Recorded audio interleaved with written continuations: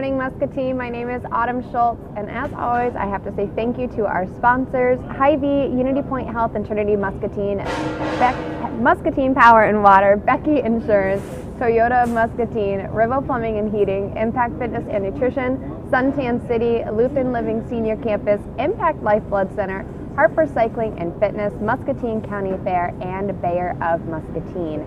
Some events that are happening this week: Almost Friday Fest is on August 25th, this Thursday. It's also going to be Watermelon Week, so they will have watermelons courtesy of Stouts Market. They will also be selling watermelon sangrias at the beverage tent. There's going to be live music from the Mud Dog Band. This is all starting at 5 p.m. on Riverfront, so be sure to join the fun and the festivities. Also, while you're there, get ready to adopt your duck for the annual YMCA Duck Derby. We talked about this yesterday with Lindsay Phillips from Big Brothers Big Sisters and the Muscatine Y. You can go onto Muscatine Y and go to their events page for duck derbies to purchase your ducks. Don't just buy a duck, get multiple ducks. And then also the top 3 will win and the slowest duck wins. So be sure to adopt your duck for Almost Friday Fest that is happening this Thursday at 5 p.m. Be sure to help out the Kids First Fun and enjoy pancakes, eggs, and sausage breakfast. Donations are accepted and pre-orders are welcome. This is United Way of Muscatine, and this is going to be happening on Friday, August 26th from 7 to 9 at Crossroads. So if you'd like to pre-order your breakfast, get a hold of Hillary at United Way of Muscatine. You can go onto their website or their Facebook for any additional information and questions along with pre-orders. There are still some tables available for Trivia Night with MCSA at Geneva this Saturday at 6 p.m. So help out and support our local domestic shelter by gathering your team of 8 and registering today. The 24th, which is tomorrow, in 2 days. Tomorrow, I lied. It is tomorrow. You have to chance to register. It's $40 per person, teams of 8. They have 6 tables left. Enjoy some light hors d'oeuvres and drinks. And then be sure to pick your team name and contact Nick Horn to get that registered. So you have 2 more days to get done.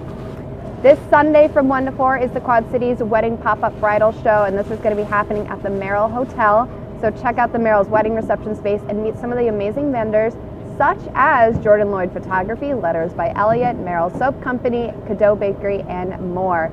So make sure that you can make your wedding day as amazing as possible with the Muscatine community and the Quad City Wedding Pop-Up Bridal Show. So that is 1 to 4 this Sunday. More events I will be talking about throughout the week, so make sure you tune in each time to stay up to date on what's going on within Muscatine. Today I have Danny Chick with me, who is running for the Muscatine County Supervisor. Good morning. Good morning. Nice to be here with you. Nice to have you. I'm glad you got your coffee and we're ready to go for the morning. I am. I'm ready to go. Awesome. So talk to us a little bit about what you currently do within Muscatine.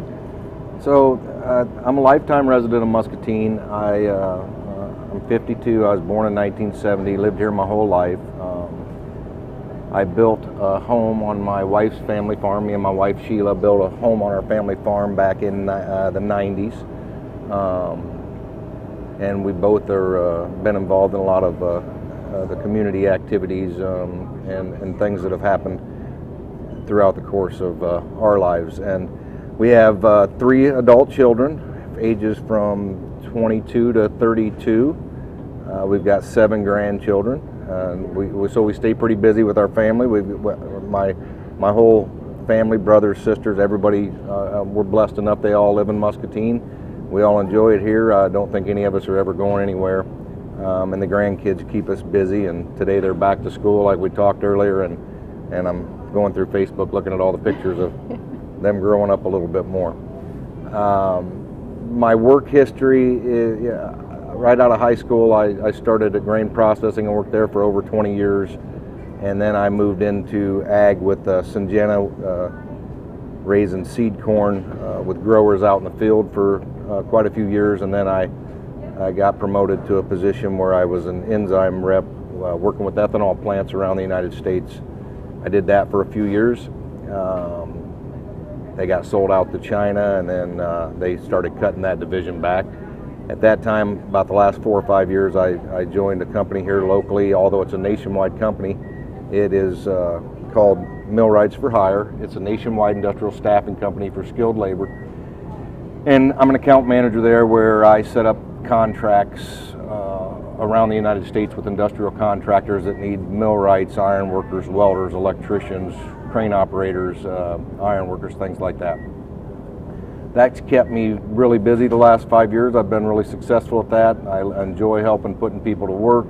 There's a lot of challenges around it, especially with the new environment around finding people that are willing to work, and so it's a challenging, stressful position, but we're successful in what we do, and we help a lot of people out along the way to make sure that they can provide for themselves and their families.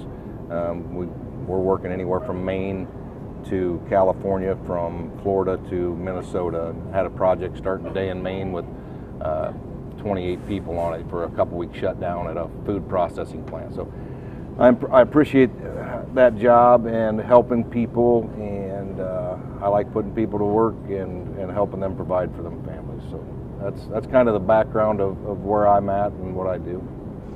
That's a lot. Yep. And you're not just focusing on even here, just within in Iowa. You are branching out nation. That's correct. Most of our 99% of our contracts are nationwide. I've got a lot of people working down in the south. I've got a lot of projects and customers on the East Coast, out in Maine, Pennsylvania, Massachusetts, Vermont. We've got a couple local contracts, so a lot of times people will see me post on the Muscatine jobs for our local work, but that isn't our biggest focus. Although we'd like to grow that footprint, our biggest thing is skilled labor on these big projects around the country. They might be building a stadium, hotel, a lot of plant shutdown work, agricultural millwright type work. They'll be working on grain bends, legs, transitions, and doing those kind of things for the ag industry. And so with your, with being here, born and raised, your entire family within Muscatine, how important is it for, Muscatine community to get involved within Muscatine? Well, what's some things that you've done? So I think it's important at all our levels. We all get busy with life in general. We're working, we're paying bills, we're raising kids. We're busy people. So a lot of people don't want to get involved in politics or other things because they're just, they got a lot going on in their life. But I think in the last 4 or 5 years, we've seen a great push across the nation for more people, starting at the beginning levels of school boards, city council, county supervisors, and then it goes on up to your state representatives and your federal representatives, and you're seeing a lot of more everyday people because they don't like what they're seeing going on. So more people that are just everyday, not politician type workers, are getting involved in this, and it's really important to do that, because if we don't, it will continue to go down a path that, if you look at all the statistics, America is not really happy with. I think I seen a poll the other day where it said 82% of Americans believe the country's going in the wrong direction. So I don't think we can turn that around in a couple of years or 5 years, but I think it's something that we got to focus on and start turning around, because if we don't, I don't know if we can maintain the quality of life that we have being lucky as Americans. So you need people to get involved at all levels to start helping make the decisions which are going to keep us going, hopefully, in the right direction. And I noticed over the summer, and kind of just going through your Facebook page, you were involved with almost every fair that has happened. So you were just at Wilton, Fruitland, Muscatine County Fair. How do you like just being out there and just introducing yourself and getting to know the community? Well, I do enjoy, and the fair, the parades. We went in the 4th of July parade. We went in the West Liberty parade, and then we just got done with the Wilton parade, and we also went to the Durant parade, and we have another one coming up in Fruitland. So I really enjoy it because I'm trying to get myself out there, get my face out there, get people to know me, get comfortable with who I am, and that their best interest is what I'm looking out for. So, but when we're in these parades, it gives me a lot of time to interact with people as we're walking the route, and then giving the candy and things to the kids. I really had a good time doing it in all of them. I spent every day out to our county fair, basically 10-12 hours a day, trying to meet people and make people aware of who I am. So I'll continue on with that process up till the general election, but I have enjoyed getting to meet more people in our community. And probably had plenty of sunscreen on during the Muscatine County Fair. I did. It was really hot. That night we went to Sawyer Brown, me and my wife did that night, and it was extremely hot. I was out there for both of us were out there for 10 or 12 hours, and it was a long day. She actually left about a half hour before Sawyer Brown ended. He was an amazing concert, and I stayed there by myself. I said, I got to finish watching this. So it was a good time. You're not missing out. So can you talk to us a little bit what you're running for and why you decided to run? So I'm running for County Supervisor District 1. A lot of people don't understand the process or how the county supervisor system works, but there's 5 county supervisors in Muscatine. There's 5 districts. But unlike a city council, all 5 county supervisors, it's in a large vote. Everybody in the county gets to vote for them regardless of their district they're representing. So I'm District 1, which it's the Fruitland area down towards the airport and then up into town around kind of close by the post office, and down there is really my area. I thought about running 4 years ago, and I was busy. My job didn't, at that time, really wouldn't have allowed it with my schedule. So I've been thinking about it. I've been involved in politics at all levels for several years. When I say involvement, I mean following politics very closely on the local, state, and federal level. So I'm really engaged in what's going on at all those levels, and it's important to me to follow it and know what's going on and keep myself educated on it. So I knew I was going to run last fall, and they redistrict. Every 10 years with a census, they redistrict, and typically you'll see 2 county supervisors up in this year, and then 2 years the other 3 will be up, then 2 years. But when they do the census every 10 years, they redistrict it. So it put all 5 county supervisor positions up. Okay. So that also put some people in different locations, and it happened to put me up against, I'm running as a Republican, and Santos Cicero, the current county supervisor, when they redistricted, put him in District 1. So it put me up against Santos. So we announced we was going to run in that primary in January. We got out there the best we could, tried to get involved in as many community things we could, and we went into the June 7th primary, and we was lucky enough to win that election by a couple hundred votes. So there's 7 or 8 county positions up this year, all 5 county supervisors, the county attorney, I think it's the recorder, and maybe treasurer, I'm not sure about that treasurer, but so all 7 of those positions were up. And on the Republican side, they had everybody primary. Like there's a process you go through, and all 7 of those candidates, you have to get signatures to get on the ballot, so many percentage of the population, and you go through this process to get on that ballot. And everybody on that side of the aisle went through that process. So nobody on the Democratic side, nobody primaried. So we thought everybody would be unopposed.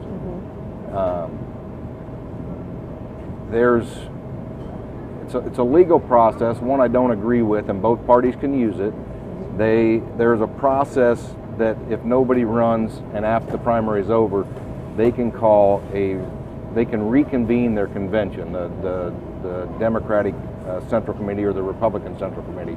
In this case, the Democratic Central Committee reconvened a few weeks back, and they nominated, and I may be the only one that has a candidate against me at this time. They do have till August 31st to reconvene again if they'd like to put a candidate up against these others that they haven't, but I don't think that's going to happen. So the ex-mayor of Muscatine, Diana Broderson, they called their convention and they nominated her without going through the primary process to run against me in the general election on November 8th. So now I have a challenger. You know, so I got to keep my face out there, keep campaigning, get people to know me, learn what I'm about and why they should support me, and that's where we're at today. That is quite the process, and that was going to be my question: is how do you go through all of this? You can't just say, "Hey, I'm gonna, sign up today." That's such a kind of an incredible process of saying, "Hey, this is what I want to do. Do you have my support? Are you going to be there and back me up? And let's make this happen." So you're asking how I'm going to make that happen with? No, just in the sense of just everything that you just talked about and how you make yourself saying, "Hey, I would like to do this." You can't just go up to someone and say, "Hey, I'm going to run and here I am." You have made this whole plan and you've made that plan process work. Yes. Up until today, going to. Up until today, and I believe we'll win the election, and I think we followed the proper chain that I think everybody as a candidate should do by going through the primary. I'm not in favor of either party going through this backdoor special announcement to nominate a person, but I've been told a couple times that process was originally intended for, let's say I run in the primary and I get sick, or maybe somebody passes away, or maybe they have to relocate because of a job situation. So those are the reasons that the reconvention on the other side was really intended. So going outside of that to just nominate somebody without going through that process, I think they didn't have the ambitions to run in the primary. So to me, I put the time and effort in to get my name out there and get to these events and try to introduce myself to more people. I try to use social media as much as I can because it's a good platform. And there's community events that I'm still trying to get involved in. Whether it's even the Almost Friday things or the fairs or Chamber of Commerce events, which I haven't been to yet. I'm trying to get the schedule to make it to some of those things. So I'm going to continue to grow my footprint within the community to get more people to know me, to show up to these other communities, not only Muscatine, but you're looking in the county, you're looking at West Liberty, you're looking at Fruitland, you're looking at Wilton and some of the other small towns. So I'm trying to get out to some of the activities that these communities have to spread my name and my awareness to people. And when it comes to now having an opponent, do you feel like your tactics with campaigning has changed, or kind of boost of a motivation and increase of saying, okay, I'm going to get involved, this is what I want to be a part of? Yes, so even if you don't have a candidate like our other county supervisors, they should still, and they probably are. They've showed up at the parades and done other things. So it's important that they get out there and keep their face out, so that the community that they represent can have conversations with them and share their concerns and other things of that nature. So now on my side of it, it's important that I continue to reach out and grow that awareness. And I kind of lost track there what you're on your question. I'm sorry about that. No, you're good. Just how you plan on do you feel like your tactics have changed? Right. So with me in general, now that I have that opponent, I have to be probably on top of my game more than them guys. Those guys only need one vote. And they could show up, vote for themselves. They're gonna get elected. Yep. So with me having an opponent, I definitely got to keep out there and work harder than they're going to have to work. My opponent being the ex-mayor, my feeling is, she hasn't been a great leader when she was our mayor. She had a couple terms. They did try to impeach her, and actually they removed her with a unanimous vote from the city council. She was removed. They took it to court. A judge overseeing it. They considered appealing it, but there was 35 charges of willful misconduct and violation of city code against her. Now, she did get her seat back. They didn't challenge it because it was going to cost the city a bunch of money. And then there's an ongoing case that they released when she was mayor. They released the city administrator, and he was on FMLA at the time, and the lawsuit against the city naming the ex-mayor Diana Broderson and a few of the ex-city council members is going to go to court in November. So most likely the city and the attorneys will settle. This is going to cost the city a lot of money. You know, and then a short time in her last term, when we was dealing with COVID, after Kim Reynolds in the state of Iowa said we're not going to mandate mask wearing regardless of what, you know, individuals want to do for themselves, Diane tried to impose a citywide mask mandate, where me personally, I support freedom of choice on these things, and I think as adults, we're smart enough to make our own decisions. So these things, you know, she just wasn't a strong leader, and there seemed to be a lot of chaos around her all the time. And for me, I've been lucky enough that I have, the last few years, getting to know our elected officials, from our mayor Brad Bark, that just got elected and actually beat Diane. He's a great leader. He's real well liked in the city. He's a great cheerleader. He gets out there and he really wants to make the community a better place. I've had some great conversations with the sheriff. The sheriff, another great guy, and he is really pushing that department and their budgets in the right direction. Great guy to work with and be around. There's Angie Lewis, there's some of the other city council members that are just great, strong leaders, and I think that and the same with the school board. We put a couple people on the school board that I've met and spent time with, and these people as a whole, I think, are really strong leaders, and I want to work with all these, whether it's with the mayor, the sheriff, the existing city council from Muscatine and Wilton and West Liberty and Fruitland. I want to work with all these different agencies and these different elected officials, because I've gotten to know them and I know their heart and their goals are in the right place, and I want to work with them to continue to push that agenda of what is best for the community of Muscatine County going forward. And speaking of what's best for Muscatine County, if you win on November 8th, what are the goals that you would like to accomplish then? So one of the biggest reasons that I want to get elected is I'm a real strong advocate of a voice for the people. Me personally, I have no agenda if I get elected as county supervisor. There's no one item that I want to pursue for Danny, or and on the backside of that, no people, big donors, nobody's in my back pocket. So I want to represent the cities of the citizens of Muscatine County, and I want to try to get as much insight. Now this is the challenging part, because a lot of people are busy, like I mentioned earlier. They don't show up to, very few people show up to county supervisors meetings. Very few people show up to city council meetings. But when items happen, then a lot of people like to complain afterwards. Yep. And so we're busy. So I want to try to develop a system, and it's going to be challenging. That whether it's with social media, on these big ticket items, before I vote on items that affect you or whoever it is, or either the citizens or businesses in this town, I want to push to try to get as much insight, invite people to those meetings that it may directly impact, and tell them, you know, that we got a big item coming up, we need your insight before we vote on this. So that's my number one goal, is to try to create and develop community awareness of what's going on in our community with the issues that we're going to vote on, that's going to impact our whole lives.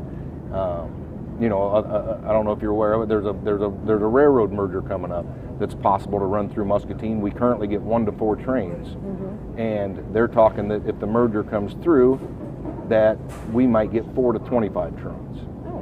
This can block. The city council just voted a week or two ago to accept $3 million from the railroad to make this happen. They also want to put a overpass in at Dick Drake, so when the trains are coming all the time, that there can be an overpass to get by. But it's going to funnel everybody that way if you got essentially possibly a train every hour.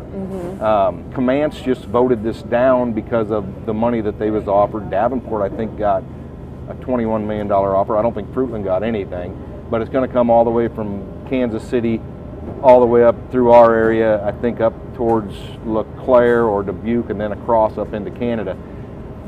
I'm not even sure if we can stop the process if that's the case, or if we want to stop it. I don't know what the citizens of the whole want.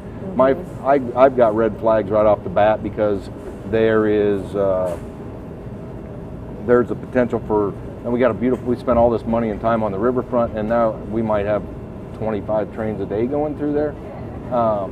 So to me, I have a lot of concerns, but these are the things that don't get out to the public, and you may not have just been aware of it. No, most people aren't. These things that frustrate me.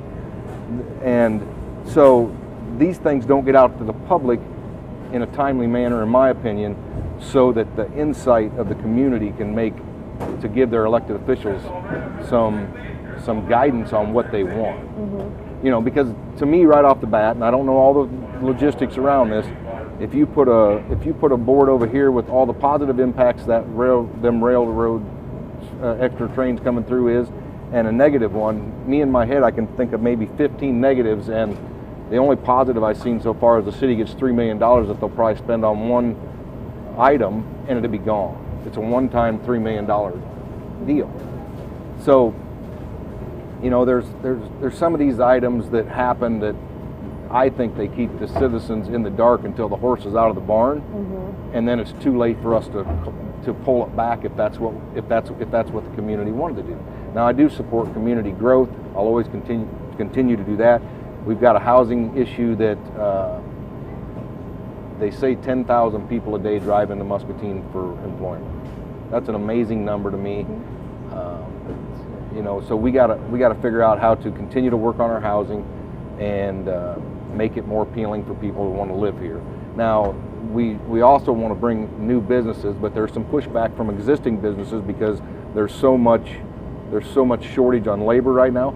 Han's moving a few jobs to Mexico, mostly because they have labor, have problems getting labor. You got problems at GBC, you got problems at Heinz's. One of our local customers, Wilton Precision Steel. All these places are really struggling trying to find employment.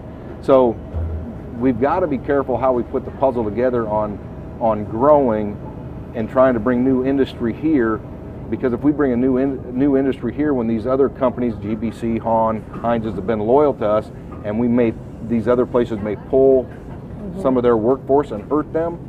So we got to be careful what steps to put in place. Do we need the houses first? Do we bring them both at the same time? What impacts do they have? If you do all this, what impact does it have on our traffic? If we grow too fast, what impact does it have on traffic? What impact does it have on crime? What impact does it have on the crowdedness of our city? Because I think there's maybe some room to grow in the county. The city's a little tighter on trying to find places to put a subdivision. Yep. Now they are working on a few of those things. They're working on some senior housing. There's one unit going in down off of Mittman Road on 61. There's one going in at Wilton. There's two over by Weed Park. But to me, that's not really housing. These are apartments.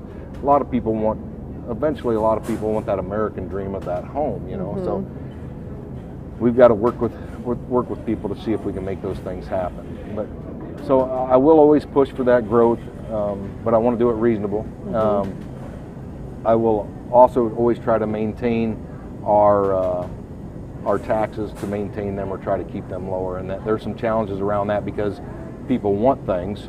They want new roads, they want new sewers, they want better services, but they want low taxes. So it's hard to manage how to provide the best services for our community and not make it so that we raise their taxes. Yep. And that's a fine line not to make somebody upset. That's the balance beam.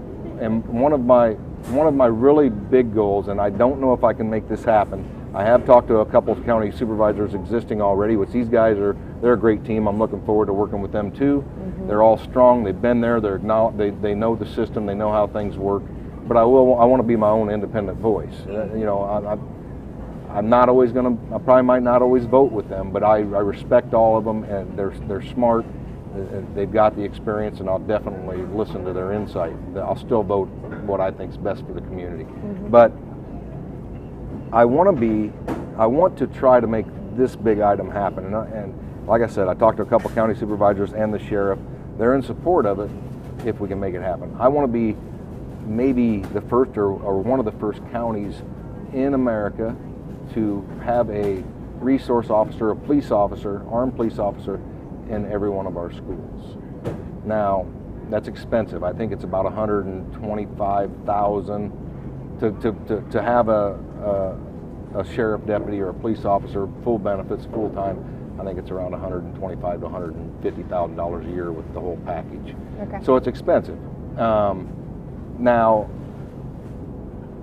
I think it's necessary to do it because, you know, the risk of school shootings scare the hell out of me every time I see them. And the last one from Texas, you know, it still stays in my mind when I think about it. It's horrifying, and I hate to see what these families are going through. But the first thing we always do is we call the police officer, the guy with the gun, to get there to try to neutralize the threat. And that, even in the best case scenario, that officer sometimes is 3 to 5 minutes away. And a lot of damage or deaths can happen in 3 to 5 minutes. And even if you put a police officer in these schools, it can still happen. They can come in the backside, they can break through. They're still, but it's a good line of defense to try to help us. So there's a state law recently passed, and there's a federal gun bill that was recently passed that I believe both of them provide grant money.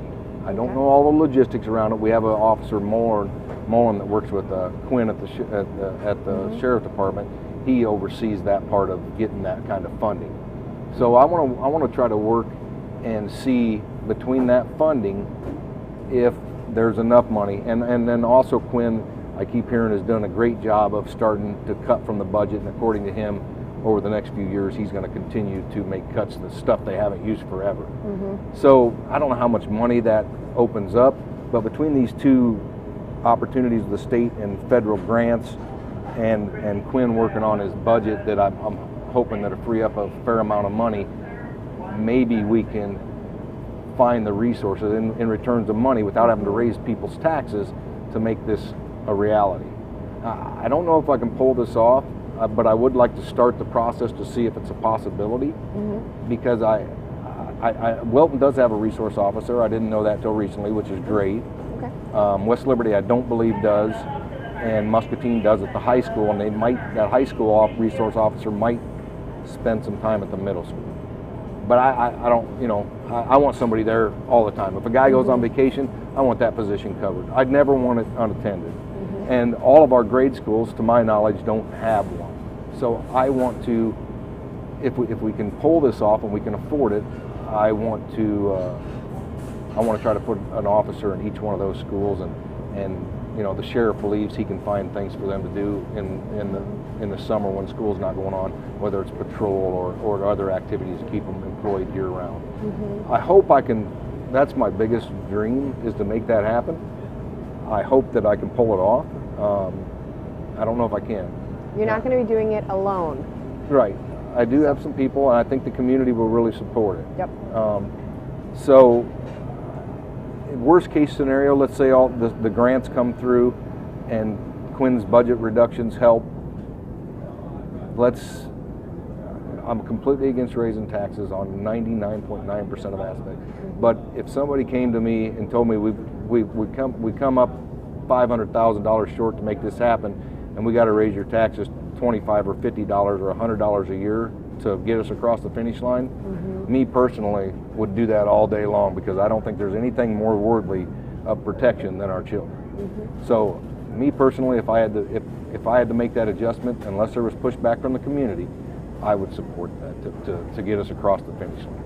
And Muscatine is really very well known for fundraising and making things, you know, creating goals. So I know Muscatine community, if there was maybe a shortage, that's always a possibility to get the community together. It's got to be sustainable. Some of these grants and things, they taper down. Like, say the first year they pay for the officer wage 100%, and then year two maybe it's 80. A lot of the grants go that way. So I don't know how the state and federal grant work an aspect of that, but we've got to figure out how to maintain it with those grants long term. So I'm hoping they stay at 100% funding indefinite, but they may not, because I don't know all the aspects of that part, the part of the state and federal bill. But these are things I want to learn and work on. And you know, even though I really feel this is my baby, I've made this known with other county supervisors. I've made it known with the sheriff. If I win, I wouldn't take office till January 1st. If I win, if they took off and ran with this now, completely me out of the picture until if I get elected, which I believe I will, and take office, I'd be okay with them starting the process, because I really want it to move forward to see if there's the potential of making it happen. Rather than waiting almost halfway through the school year, start now. Yeah, just start, because the whole process in general would take to see if the funding are available, try to lock up the money, and then if that all comes together and we get it approved, how long does it take to set up set up and hire the officers? There'll probably have to be an office or a location set up at each of the schools, so they have a room or something to work out of. You know, so the whole process, it may take a year or two to even put together, but I'd really like to start on it to see if it's a possibility. I love it. I think that's great. Danny, what other information would you like to share, whether it's about yourself and, you know, your passion behind this and your drive?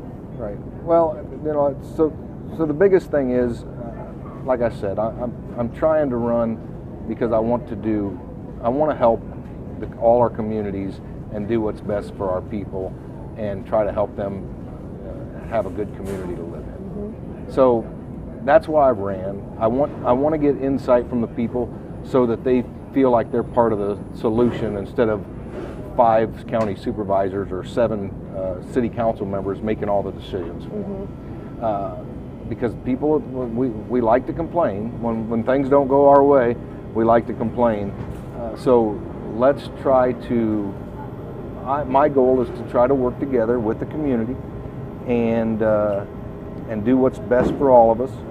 And I'm hoping that I can win everybody's vote in November, and I'll move forward working with all the agencies and elected officials in all our cities in the county, and I'm hoping I'll do a good job that everybody be proud of. Well, thank you. That's what I'd like to share. I'm very thankful that you came on and talked to us about why you're doing this. People get to know you personally too, on a one-to-one level, and just talking about your goals that you'd like to achieve, especially for November 8th. Thank you. Vote Chick, November 8th. I do like the back of the shirt, yes, by the way. I'd like to. I don't know if we can show that. Yeah, you can stand up and show them. I had some help developing this, but the little chicks we get a lot of comments on, so it's our kind of namesake at the moment. I think it fits perfectly. Even though I don't see your brother being this tiny little chick, though. My brother, he's busy. Yes, he is. Tom Meeker and the businesses, they keep him going. You gotta keep him on his toes, though. You do. He's a challenge to me. He's been a big advocate of me running. He's been a great support, and he's a great guy. He coaches his daughters in softball, traveling ball. He's so competitive. Every year we play.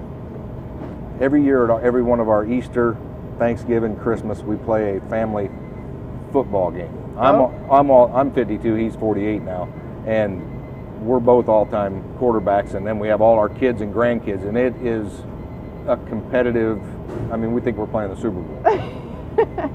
And I don't know how many years in a row, we go to 7 usually, just each touchdown's a point. I don't know how many years in a row or how many holidays in a row I've had him beat 4-0, 5-1, and he notoriously, I think he cheats, he notoriously comes back and beats me almost every year. So when we walk back into the family, usually the first question is, did Brian beat you again? And unfortunately, I got to say yes, but Thanksgiving is coming, so his number's about up. Yeah, this is your year. This is my year. Well, sounds like November is going to be your busy month. It is going to be. I got an election I'm going to win, and a football game I'm going to win. There you go. See, just that positive affirmation of saying, I'm going to do this. That's right. Works perfectly. Well, thank you so much for coming Yep, on. thank you. Appreciate it. A reminder that Almost Friday Fest is this Thursday, August 25th. You have one more day for trivia night for MCSA at Geneva to sign up for, so make sure you get your team of 8. It's $40 per person, and then be sure to go and see Mud Dogs Band at Almost Friday Fest and get your ducks for the YMCA Duck Derby. Get your feathery flock of ducks. Until then, stay happy and stay healthy. I will see you later, Muscatine. We've all been through a lot together, and along the way, you'll find out who really cares for you and who you can trust. Because there's a lot of stuff that happens in life, like those days when the amazing happens, or those days that are really, really hard.